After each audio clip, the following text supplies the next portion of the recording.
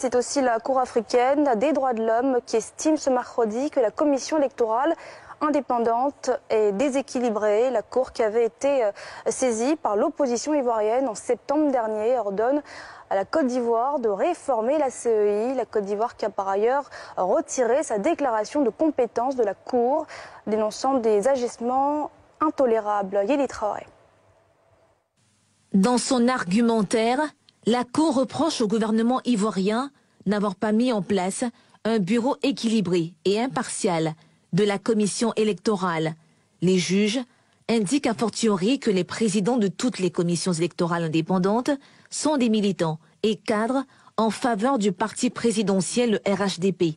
Pour la Cour, le gouvernement ivoirien n'a pas désigné un organe électoral qui garantit la confiance du public et du corps électoral.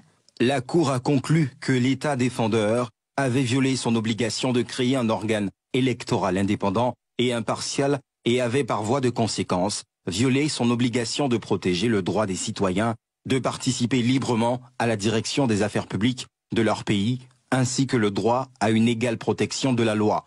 En conséquence, la Cour avait ordonné à l'État défendeur de modifier la loi numéro 2014-335 du 18 juin 2014 sur la CEI pour la rendre conforme aux instruments pertinents des droits de l'homme auxquels il est parti. La Cour, par conséquent, condamne le gouvernement ivoirien pour avoir violé l'article 17 de la Charte de l'Union africaine de 2007 pour la démocratie et l'article 3 du protocole de la CEDEAO.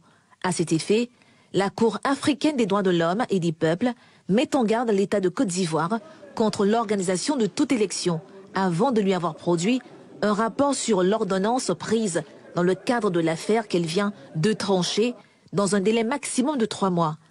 Étant donné que l'État ivoirien s'était retiré de la déclaration de compétences prévue au protocole relatif à la Charte africaine des droits de l'homme et des peuples, suite à une précédente demande de la même Cour de suspension des poursuites contre l'ancien président de l'Assemblée nationale Guillaume Soro, reste désormais à savoir si ce nouvel arrêt de la Cour sera appliqué par les autorités ivoiriennes.